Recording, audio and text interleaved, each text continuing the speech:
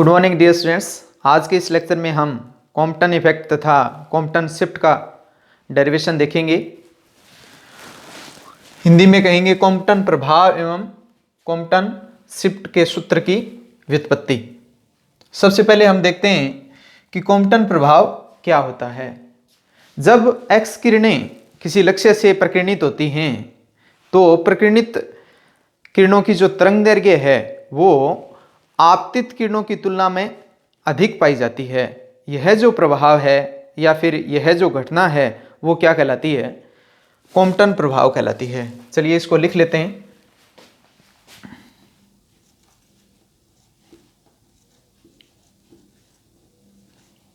Compton प्रभाव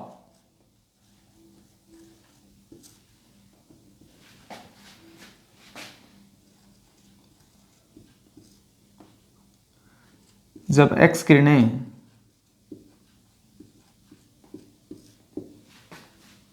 किसी लक्ष्य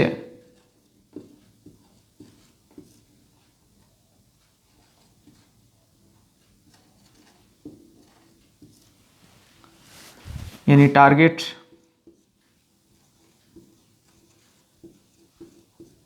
से प्रकीर्णित होती हैं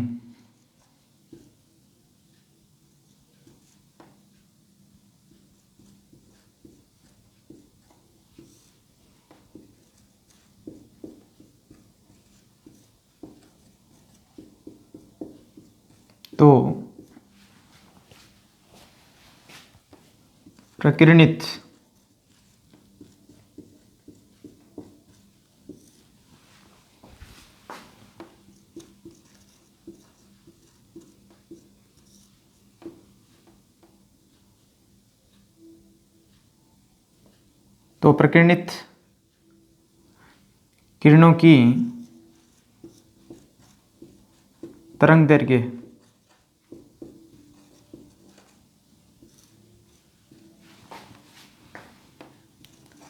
आपतित किरणों की तुलना में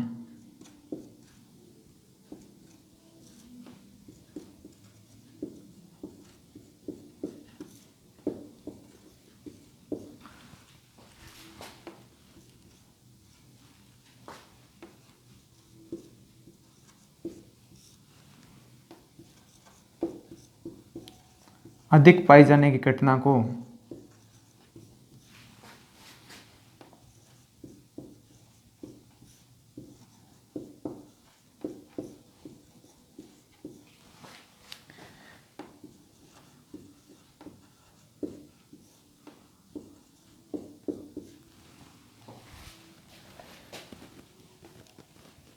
कॉम्पटन प्रभाव कहते हैं।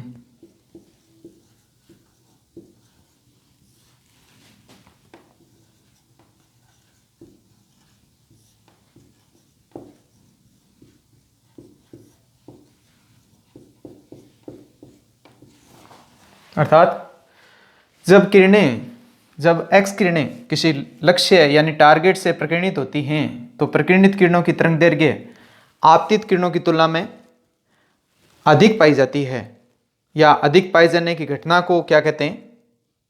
कॉम्पटन प्रभाव कहते हैं। कॉम्पटन ने इस प्रभाव की व्याख्या किस प्रकार की? जैसा कि हम जानते हैं कि क्लासिकल फिजिक्स द्वारा ये जो घटना है वो नहीं समझाई जा सकी। कॉम्पटन ने इसके लिए एक्स किरणों को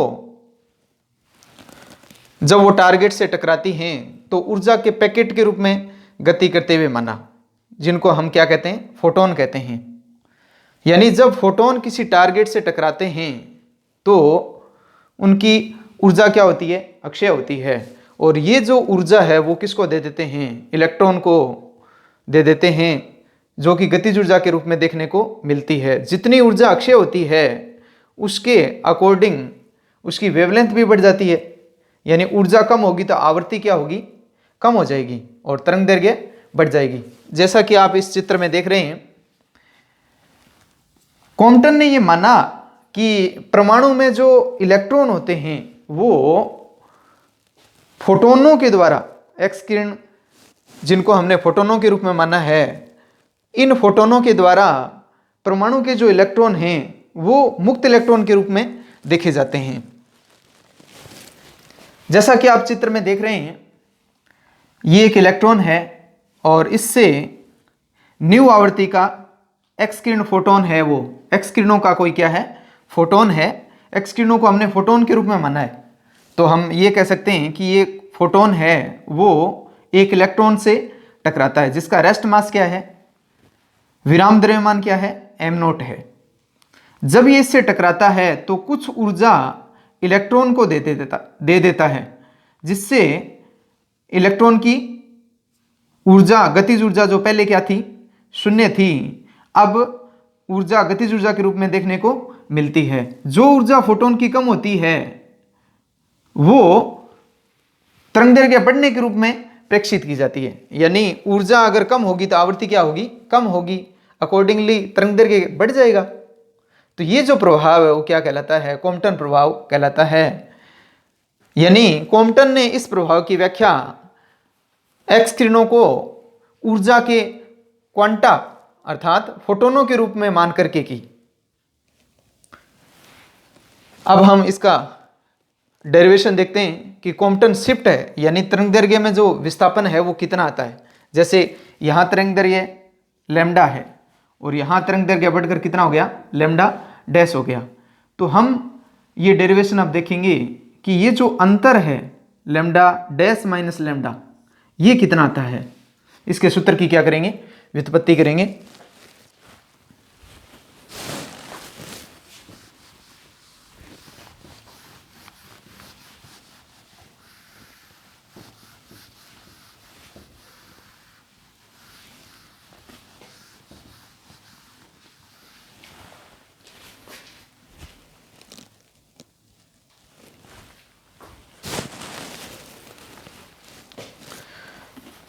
सबसे पहले हम ऊर्जा संरक्षण का नियम काम में लेंगे।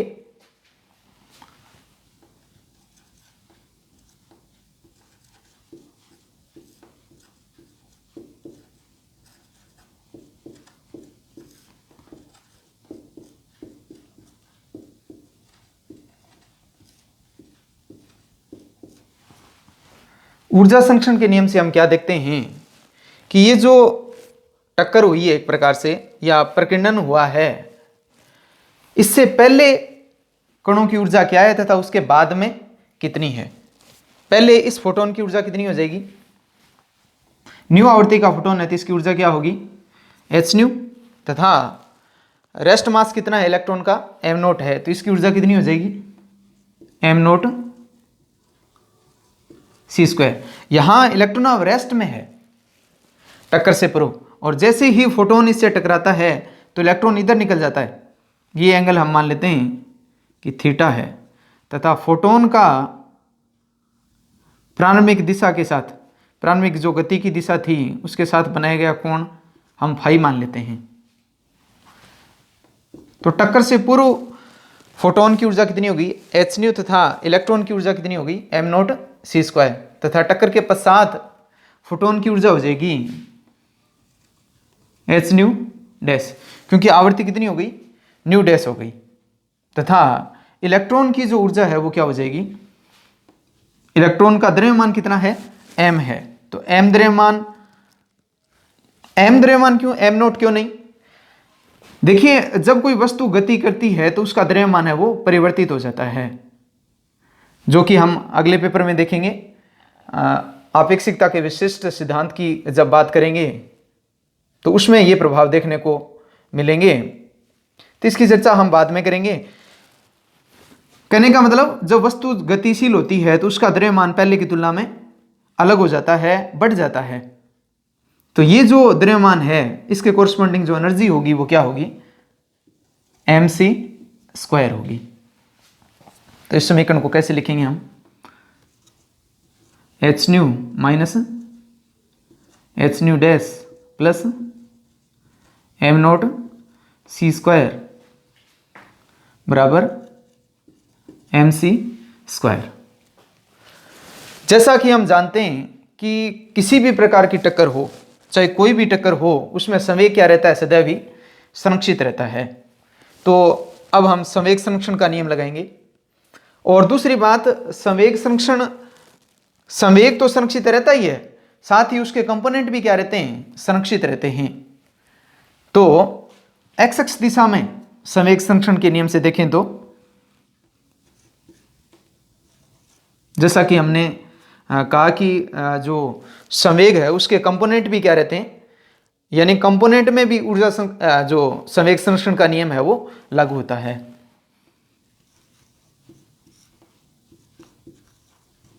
एक्स अक्ष दिशा में संवेग संरक्षण के नियम से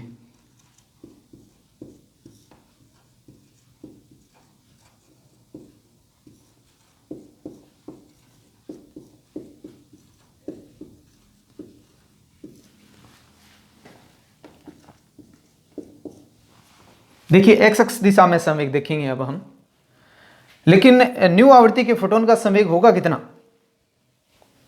देखिए फोटोन की ऊर्जा होती है वो कितनी होती है, E बराबर एच न्यू होती है, और न्यू बराबर क्या होता है, C अपॉन लैम्डा होता है।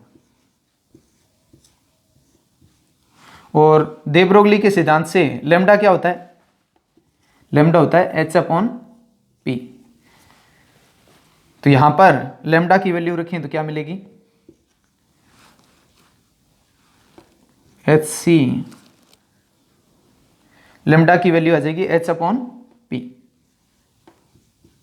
H से H कैंसिल हो जाएगा, तो H न्यू का मान किसके बराबर आ जाएगा, CP के बराबर आ जाएगा। H न्यू बराबर क्या होगा, CP। तो P की वैल्यू क्या आ जाएगी, H न्यू अपॉन C। यानी कहने का मतलब न्यू आवृत्ति के फोटोन का जो संवेग होता है वो कितना होता है, एच न्यू अपॉन सी होता है। तो इस बात को हम ध्यान में रखेंगे। इसको मैं मिटा देता हूं।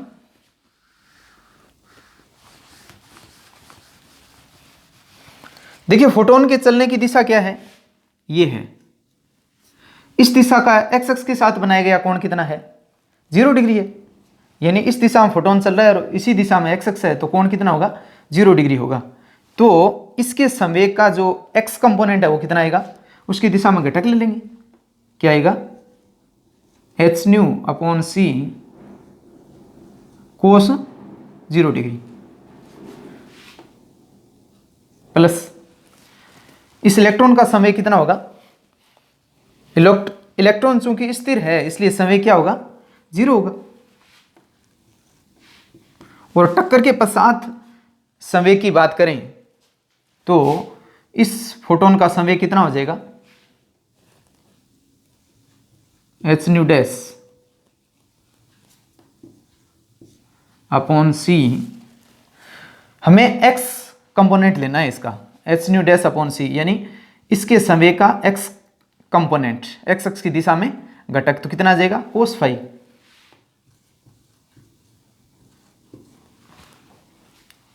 प्लस टक्कर के बाद इलेक्ट्रॉन का समय कितना आया, इलेक्ट्रॉन का समय कितना हो जाएगा, M v, m into v. और एक्स अक्ष के अनुदिश घटक कितना आएगा, एंगल कितना है, थीटा, तो इसका क्या ले लें, कोस थीटा। लेकिन एंगल देखिए हम एंटी क्लॉकवाइज जो एंगल है वो क्या मानते हैं, पॉजिटिव मानते थे। क्लॉकवाइज जो एंगल होते हैं वो क्या लेंगे, नेगेटिव लेंगे। तो क्या आएगा, इस संवेग का एक्स अक्ष के अनुदिश घटक कितना आ जाएगा, कोस माइनस ऑफ थीटा। देखिए फिर से देख लेते हैं इस इक्वेशन को। ये क्या है, टक्कर से पूर्व संवेग एक्स अक्ष की दिशा में, और ये क्या है, टक्कर के पश्चात संवेग एक्स अक्ष की दिशा में। तो एच न्यू अपॉन सी संवेग आ गया और उसका एक्स कंपोनेंट क्या आया, कोस 0 डिग्री, प्लस ये इलेक्ट्रॉन क्या है, पहले स्थिर है तो इसका संवेग क्या हो जाएगा, 0 हो जाएगा। और उसके पश्चात टक्कर के पश्चात क्या होगा, इस फोटोन का जो संवेग है वो एच न्यू डैश अपॉन सी होगा तथा इसका एक्स अक्ष के अनुदिश कंपोनेंट क्या होगा, कोस ऑफ फाई हो जाएगा।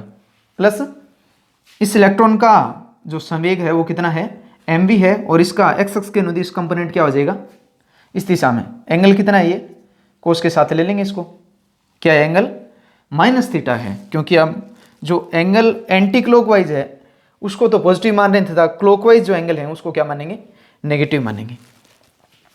तो अब देखेंगे हम वाई अक्ष की दिशा में संवेग संरक्षण के नियम से। वाई अक्ष दिशा में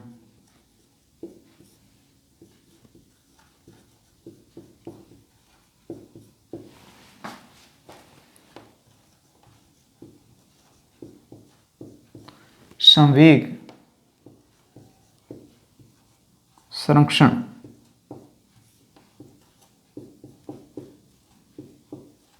के नियम से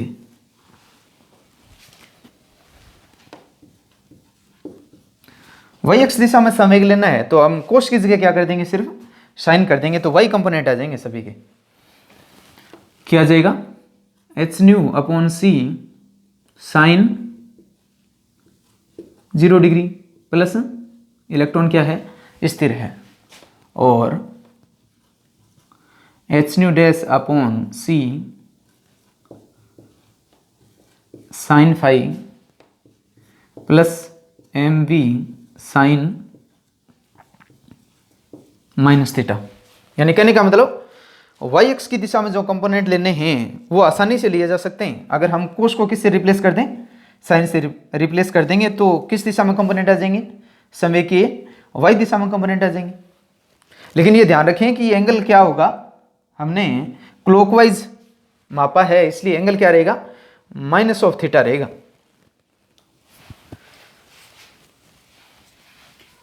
अब इसको आगे सरल करने के लिए ये डायग्राम में मिटा देता हूं। इसमें आप ध्यान रखें कि फोटोन की आवृत्ति क्या है, टकराने से पूर्व न्यू है तथा टकराने के पश्चात क्या है, न्यू डैश है। न्यू डैश के कोरस्पॉन्डिंग जो वेवलेंथ है वो कितनी है, लैम्डा डैश, तथा पूर्व में तरंग दैर्घ्य कितनी है, लैम्डा है। इलेक्ट्रॉन का रेस्ट मास कितना है जब वो विराम में है, यानी टक्कर से पूर्व द्रव्यमान कितना है, m नॉट है, और जब टक्कर हो गई तो इलेक्ट्रॉन यहां से चलकर कहाँ गया, यहाँ गया, उसका द्रव्यमान कितना हो गया है, m हो गया है, तथा v क्या है, इसका वेग है।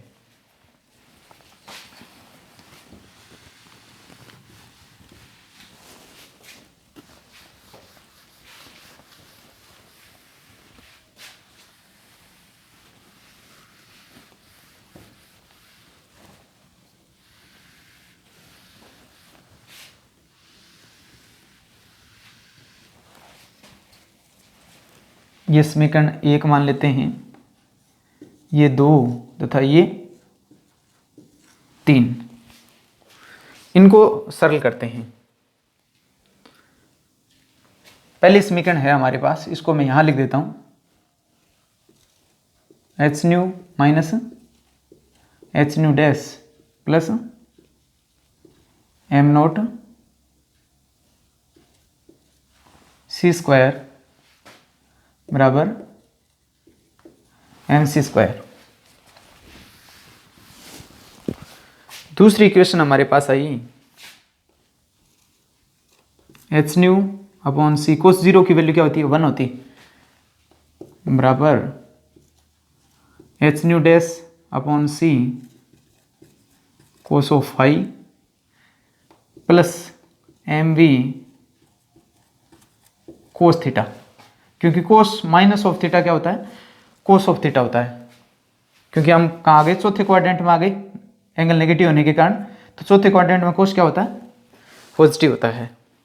और इसको सरल करें तो क्या मिलेगा, देखिए साइन जीरो की वैल्यू क्या होती है, 0 होती है, तो इसको सरल करें तो क्या मिलेगा, देखें 0 बराबर आ जाएगा, क्योंकि ये साइन 0 होने से क्या हो गया, 0 हो गया, ये 0 है ही, तो क्या मिलेगा, एच न्यू डैश अपॉन सी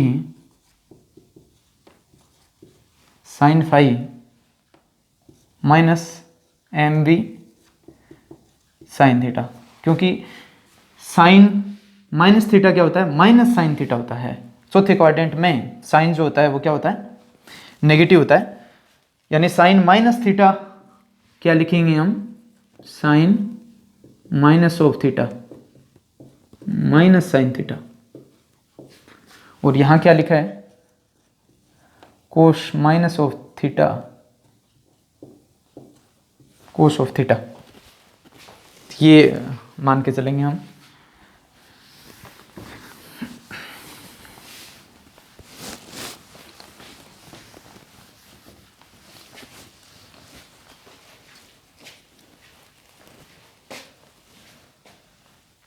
अब इस समीकरण का स्क्वायर करते हैं तो क्या मिलेगा देखें। पहली बात तो इसका स्क्वायर बाद में करेंगे, इनको सरल करते हैं समीकरणों को। एच न्यू अपॉन सी minus H nu dash C कोस फाई बराबर एम वी कोस थीटा और h nu dash C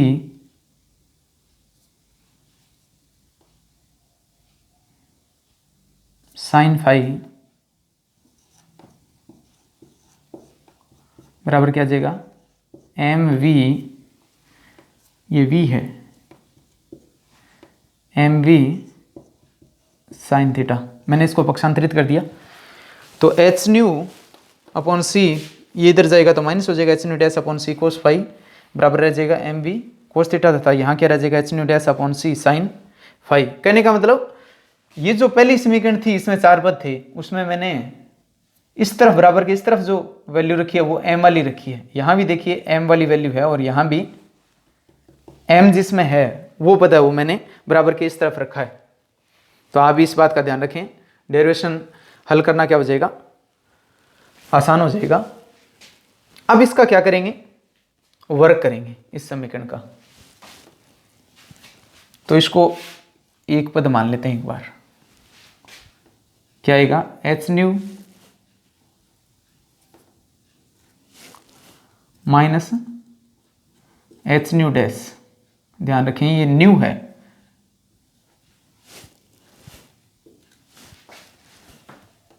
plus M note C square plus क्या आ जाएगा 2 H nu minus H nu dash M note C square. ये square हुआ और इसका क्या आएगा स्क्वायर आएगा, यानी A square plus B square plus 2ab।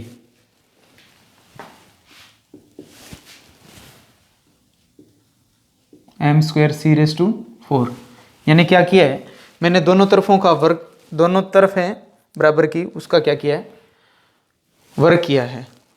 तो पहले पद का स्क्वायर आ गया A square plus B square plus 2ab हो गया हल, और इसका स्क्वायर क्या आ जाएगा M square C raise to 4। अब क्या करेंगे, इनका वर्ग करेंगे, इन समीकरणों का वर्ग करेंगे ताकि हम थीटा को एलिमिनेट कर सकें। इसका वर्ग करें तो क्या मिलेगा एच स्क्वायर, पहले हम सी को इधर मल्टीप्लाई कर देते हैं फिर आसान हो जाएगा, H nu minus H nu dash cos phi बराबर M V C cos theta, और यहाँ से क्या मिलेगा एच न्यू डैश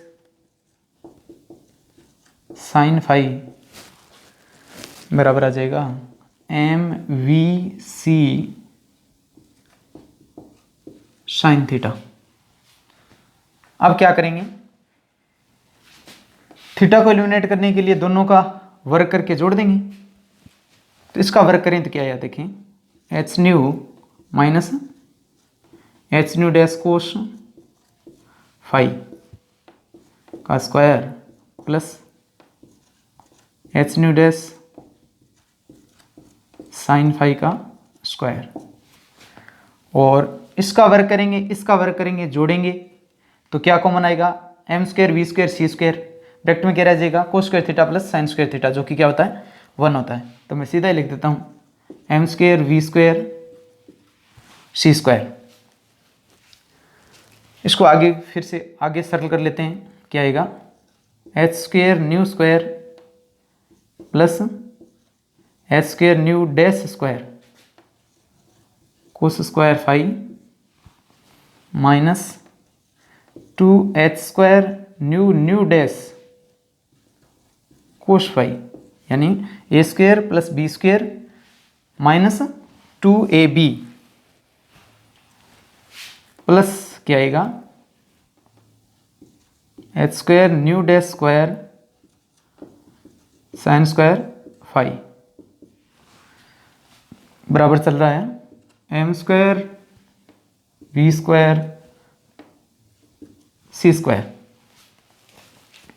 अब देखिए इन पदों में क्या कॉमन आ गया, H square nu dash square common आ जाएगा, sine square plus cos square phi क्या हो जाएगा, sine square phi plus cos square phi क्या हो जाएगा, 1 हो जाएगा। यानी कहने का मतलब क्या बचेगा, H square nu square plus H square nu dash square minus 2h square nu dash cos phi, क्योंकि इसमें से क्या कॉमन आ गया, इन दोनों पदों में से H square nu dash square common आ गया, क्या बचा अंदर sine square phi plus cos square phi जो कि क्या हो गया 1 हो गया, बराबर क्या बचा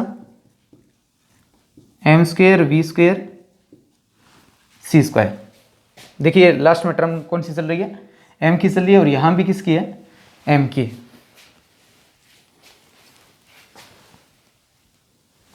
देखिए हमने 3 समीकरण लिए हैं, एक तो ऊर्जा संरक्षण का नियम लगाया है और 2 समीकरण किससे आई हैं, संवेग संरक्षण के नियम से। एक तो एक्स अक्ष के अनुदिश संवेग संरक्षण देखा हमने और फिर वाई अक्ष के अनुदिश संवेग संरक्षण देखा। सिर्फ 3 ही समीकरण हैं।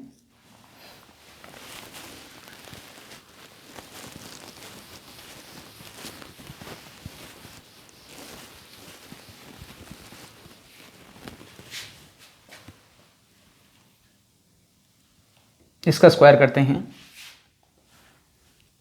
H square nu square plus H square nu dash square minus 2h square nu dash plus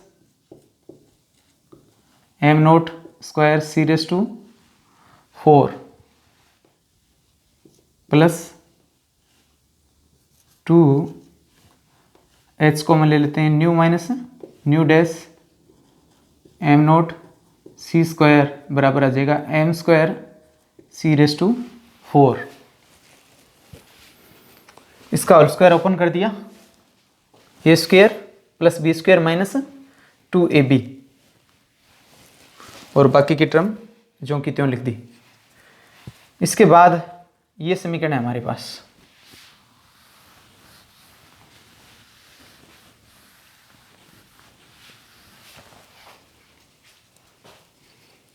अब क्या करते हैं हम, ये समीकरण 3 तक आ गए थे हम, ये 4 और समीकरण इसको 5 कह देते हैं। समीकरण 4 में से 5 घटा के देखते हैं क्या आता है। क्या करते हैं 4 माइनस 5 कर देते हैं तो क्या मिलेगा, देखें इसको मिटा देते हैं।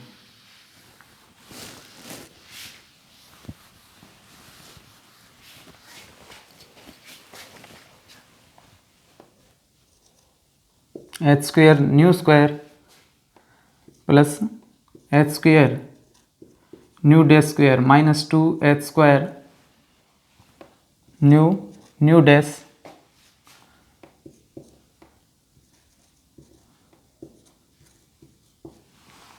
M note square C raise to 4 plus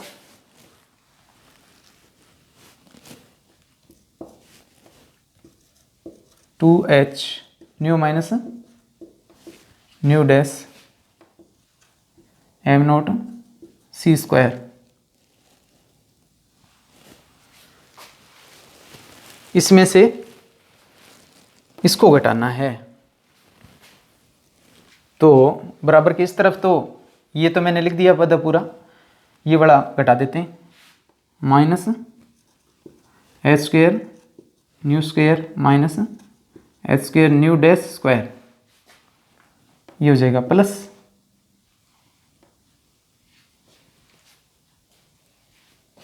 क्या आएगा 2h square nu dash cos phi, और बराबर के इस तरफ क्या रह जाएगा, इसमें से ये घटाना है, यानी m square C raise to 4 minus m square V square C square. इसको आगे सरल करते हैं, ये पद इससे कट गया, इससे ये कट गया,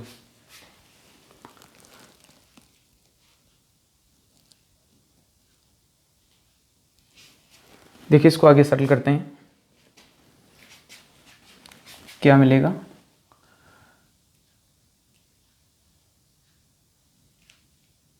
-2h square nu dash plus m0 square C raise to 4 plus 2h nu minus nu dash m0 C square plus क्या बचा h square nu dash cos phi बराबर, ये देखिए ये वैल्यू कितनी होगी, इसको मैं अलग हल करके दिखाता हूँ। ये जो पद है बराबर के इस तरफ m square C raise to 4 minus m square V square C square, इसमें से हम m square C raise to 4 common ले लेते हैं, तो यहाँ क्या बचेगा 1 और यहाँ रह जाएगा V square upon C square, या फिर ऐसे करें, समझ में नहीं आ रहा तो सी स्क्वायर से ऊपर नीचे गुणा कर दें, तो ये क्या हो जाएगा C raise to 4 m square C raise to 4 common आ जाएगा, और नीचे क्या बचेगा वो वी स्क्वायर के नीचे सी स्क्वायर रह जाएगा, जो कि यहाँ देखने को मिल रहा है। और आपेक्षिकता के विशिष्ट सिद्धांत से m जो होता है, जैसा कि हम कह रहे थे कि रेस्ट मास, और जब इलेक्ट्रॉन गतिशील है तो उसका द्रव्यमान है वो क्या है, रेस्ट की स्थिति में तथा गतिशील होने की स्थिति में मास है वो क्या, इलेक्ट्रॉन का अलग अलग था।